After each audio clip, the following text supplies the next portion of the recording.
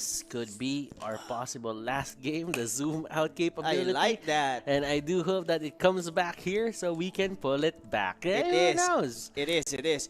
But now, Blacklist International had their, I mean, they're really full of had cheesies lane. Let's just simply remove this hero. And I guess that might work for them. So does the Selena ban. And now, we will be seeing a different strategy coming from the Omega. Clearly, you're seeing Blacklist International here. Just banning out that Ling. The Ling really worked wonders for the side of Omega. It is. But what I'm astonished right now is that the Uranus is going to be open once again for Blacklist International. And this is the exact thing that they had. And I'm not going to lie, this is one of their first pick, regardless of what's going to be their draft. Uranus all above everything for the side of Blacklist. But I guess the Barretts was open, and so does the Roger for Omega. Now, how will Blacklist International attack this one? Will they still try to do what they did on game number 1? But I guess not, because they do have here the Forza. And what hero will we be seeing for full clip? Is it the Lancelot or... Lancelot. It is indeed Lancelot. It's let's just say that clearly Blacklist International, they need to stick to their roots. It's not like you guys know how to win. It is. You guys have a good standing in the playoffs, and you almost got the top spot. If you didn't lose that certain game that you had in the early stages, then you could have gone with the first spot. It is. But now, against Omega, they can't find that formula. They cannot break that code. They cannot break that code. Yes, that was something to note here for Blacklist International, as this is their hashtag for their team. But this is going to be the first time we've been seeing here a Barretts for Omega. And this hero is going to be the first as well for the playoffs. But we've seen a lot of Barretts played during the regular season. Even Blacklist International able to pull off a Barretts pick during the week number 8. But they did lose. The only ones that worked is the one from Onyx. And that was Delara using it. And we might be seeing it here on the hands of Curtizi. What do you think are going to be the Barretts put onto the table here for Omega? Is it going to be the same what the only successful Barretts we had was from Delar, and the way he actually plays it is like invading the buff of the opponent.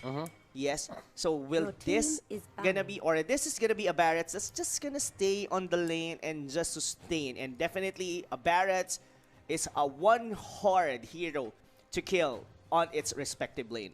You know what? First time I'm seeing a Barretts, and this does not look good for the side of Blacklist International. You let the Barretts out of your bans. You did not pick it. You could have gone for that. But Uranus is still a viable option, though. I mean, for the Indonesia's scene, Barretts has been very successful in their certain kind of understanding of the meta. But for the Philippines, Barretts isn't really that hot here. Like, the playstyle that Barrett does, in which they actually try to extend the team fight as much as possible, the Philippines really like their fights fast, aggressive, and it's done in a blink of an eye. Exactly. It's just the burst damage that the meta here in the Philippines is really shining. Though we're not seeing like into other metas that like Eudora picks, even the Kadita. Those were the things that it's actually possible for other metas, specifically in Indonesia. But here in the Philippines, it's kind of a little bit different. But the Barretts is still gonna be the same. It's gonna be one hell of a hero to deal with. And who is gonna be the hero to fight alongside? It might be Edward, or rather the one, or probably that's going to be an Aqua hero, the Claude. Once again, the average type, the side lane Claude and Insurance into the late game. And I guess it's Omega's will be the one to be honest, it's going to be hard. I mean, Blacklist International, they do have here like a mid-game play from the Farsa, Lancelot, so does. Their three heroes in the mid lane will definitely hit like a truck. It's gonna be do the rotation. It's just leaving the Uranus, so does the Claude on the respective lanes. Freya. And just the three just roaming around. But the Freya, definitely a Toshi hero, will once again be seen here on the MPL. Omega, they really like this. They do. They put it on Toshi. This is somehow a comfortable pick for Omega. They got Barats, they got Roger, they got Freya, they got Choid. But the only ones lacking for the side of Omega right now is definitely a burst damage. Probably there is somehow like a burst coming from the Lycan Pounce, a couple of normal hits coming from the Roger. But in terms of burst, I guess we give it to the Farsa, or at least for Blacklist International. Lancelot and Farsa, they're gonna be the one to command the early to mid game. But what's something with Omega that they had is the Chango. Just to hold it on and get the items that this Freya, this Roger needs to back it off their strength, or at least their power spike during the mid game. And it might be over from there. Let's see how Blacklist handles this. I like the draft coming up from Omega. Not gonna lie. But Blacklist, you know, when a man just wants to win something, he will do everything in his capability to win it at that point. And that's Blacklist International right now. They have to win this, or else they will lose their chance on that coveted MPL-PH championship. Exactly, Butters. Whatever it takes. Whatever it takes. And Omega's been the streak breakers. They beat Bren. Code breakers here, Blacklist International, in the midst of the hardest fights that they have went through. They've broken the code time and again. And this is where it's going to be interesting, as we will see Bonchan and Dale fight in the backlines. Yes, in the backlines, in like a matter of a chess match. But now, look at here, ladies and gentlemen. I mean, Barrett's is being choked here on the top lane, and Esson doing a great job. Just holding it for Aqua, at least until level 4. But this Heat is just waiting for the right moment to be able to eject someone, and that's gonna be Esson. But he actually ejected Curtisi on the process. He ejected Curtisi, and you know what? Those are the mistakes that sometimes happen. It is.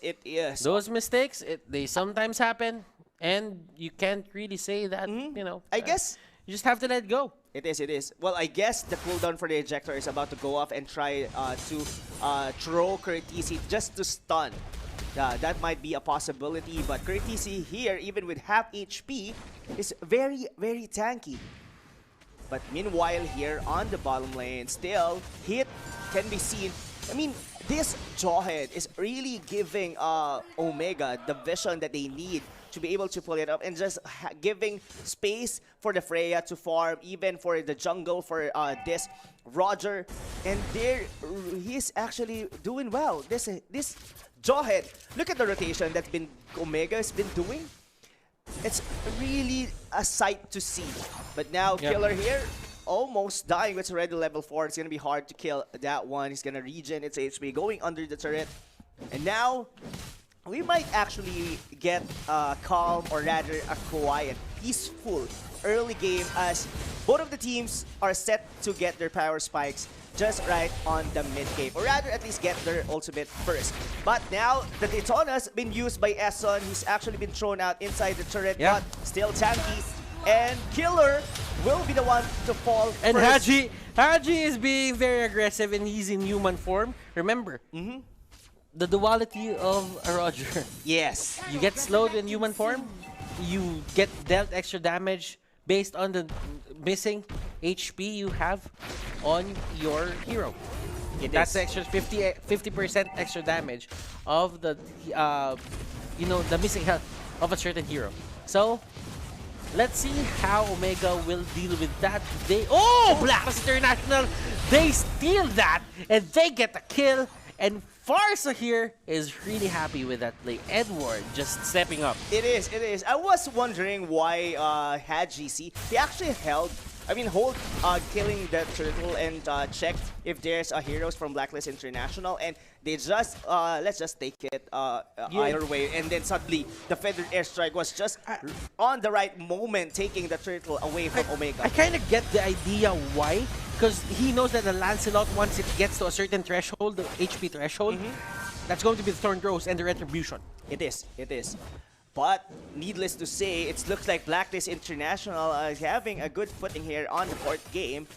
And, well, this might actually went on a very late game, as both of these players, or rather these teams, do have their insurance heroes. But look at the jump coming from Esson, but the Purify is just right on time. He's been using it, the ultimate coming from Hayes, enough to kill that killer. But look at onto the back lanes. Feathered airstrike coming from this Edward, still chasing in hit, but that ejector from Heat from downtown. It was they were catapulted. That was the action. Like, he went in, he dashed in, and he got thrown back. Exactly. It was like a catapult, ladies and gentlemen. It was actually been thrown into like the boulder or whatever you call that, and he's been thrown further than what it's supposed to be. But Edward here, hitting so hard. This Farsa is doing work. He's actually been carrying the early game for Blacklist International, but this one hell of a dinosaur here on the top lane. They cannot be able to peel up this. He's too big. The stack definitely gonna be on the 25th for this one, and it's hard. I mean, in terms of the resilience and the magic and physical defense of this Barrats, it's hard. It's hard to kill this one. And as you can see, the full clip gets his purple buff, and they get another initiation there. Blacklist International, they get the turtle once again, and it goes to a very odd person or target. It goes to the Kufra. Kufra gets another shield.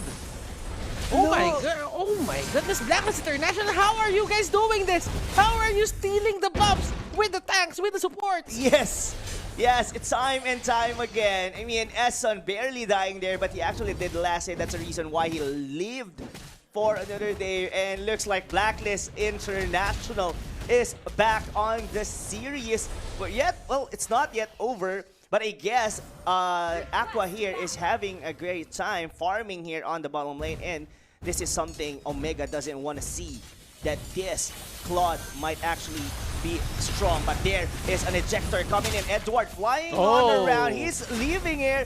Esson just right on time to save his teammate, and they're gonna disengage. I think that they're paying the price of this Freya pick. Freya isn't really working well here for the side of Omega. This is not a team where you can flex your muscles in the early game, because Blacklist International, when they get that Lancelot, they are gonna bring the fight to you. It is, yes. Bring the fight and rather kill you. But GC, I guess, they do have here someone who's still scaling enough for the side of Omega. I think they are winning in terms of objectives. They're the one who's been getting towers after towers. But Blacklist International are actually confident to take team fights here for Omega. I guess Omega has been just holding on because they do have here the Chango. They cannot get pushed easily. That's one. I mean, that's for sure. But You cannot. I guess Blacklist International knew that already. Look at that. Okay, so there is the innate pushing capability. Toshi! It's gonna be a wrong place to be. Getting or seeing the whole squad. Look at the detonas. The tongue wasn't long enough to get that, but remember, definitely the Purify was there. Detona's welcome. Remember, there are two ways to just join that. It is. Get immunity, get Purify, or get out of the way. And that is how you do it in terms of full clip show.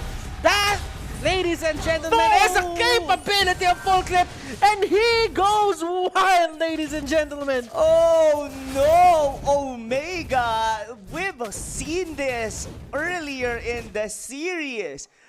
Wow, this first day of the MPL Season 6 playoffs really is very surprising yet exciting as the teams are really hungry for the win.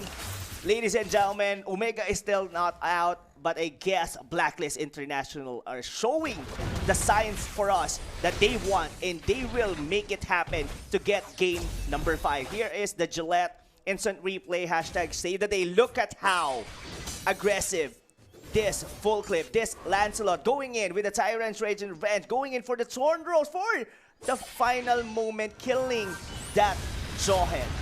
And Omega here, this is uncharacteristic of them, godlike from full clip. Oh! Eson here with an initiation. Hajizi is a prime target there. He doesn't have the turtle buff anymore. He can't be safe at this point. He's going in with half HP. Can he get out? No, you won't. Legendary for full clip. Full clip. Oh my, full clip is 7th of November 13th. Log in the game and participate in the Trickster's Village event. Get those Halloween candies because one spin is equal to 4 Halloween candies. You can get 7 every day. And if you spin 10 spins, you get a guaranteed Terizla special skin, which is the Hammer Giant. So make sure you don't miss out on that one. Exactly, don't miss on that one, and don't miss out as well as Blacklist International taking in the first Lord of this match. Will they be able to succeed? Killer, or rather full clip, doing all the damage. He took down the Lord, but at the cost of Esson's life. They need to disengage, and they do, and they will. Now, I guess having Esson died, getting that Lord is still worth it for Blacklist. And we are probably gonna go to game number 5. I guess so. Well, I said it, ladies and gentlemen. Deja vu. Deja vu. I guess, well, to be honest, I'm happy, Butters, because these two teams, they do deserve where they are right now. And giving their best on this match. And right now, we are getting the best MLBB games that we can. We may be tired, ladies and gentlemen, but we won't back down of a shoutcast. We won't.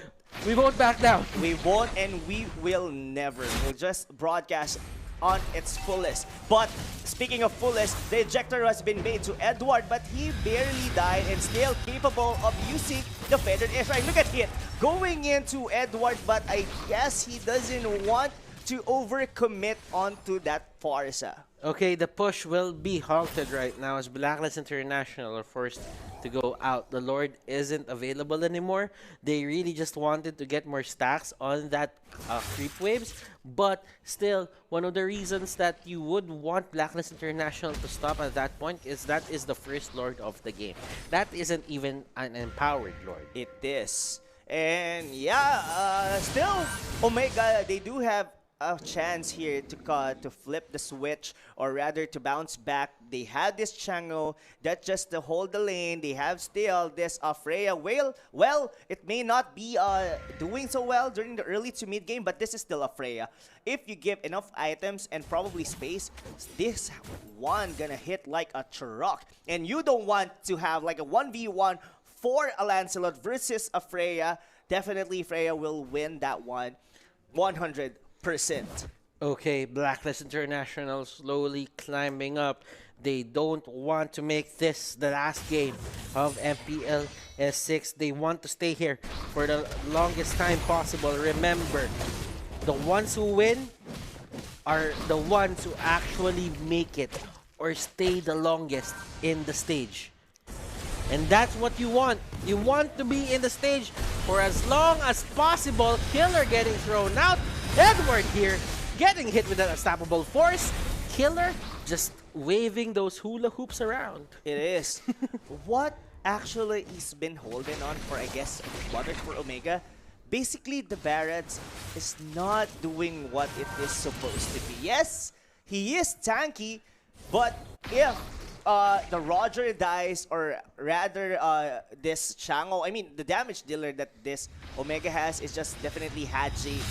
Haze has been dying countless of times, and that's what giving it hard, because Edward here, this is the one they've been trying to get into. They really, look at even Hit. It's just trying to pinpoint where the Farsa is, but it's really hard for them to do it.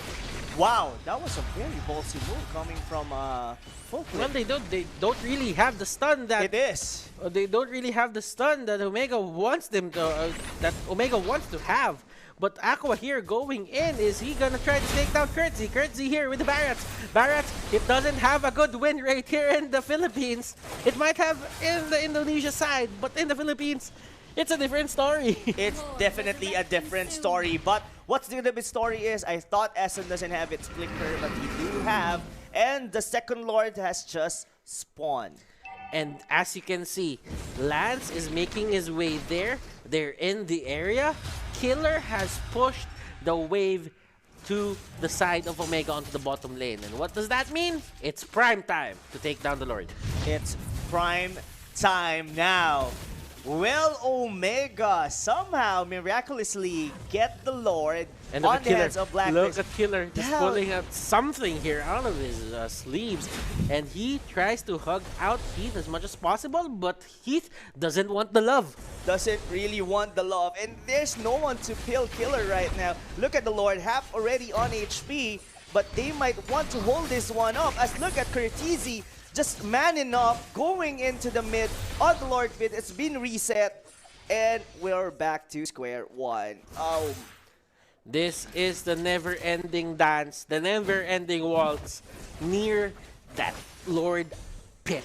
Onto the bottom lane, there is Blacklist International's Full Clip, trying to push the waves back to the side of Omega. And as you can see, it's the never-ending waltz, ladies and gentlemen. Art of Thievery will always be there.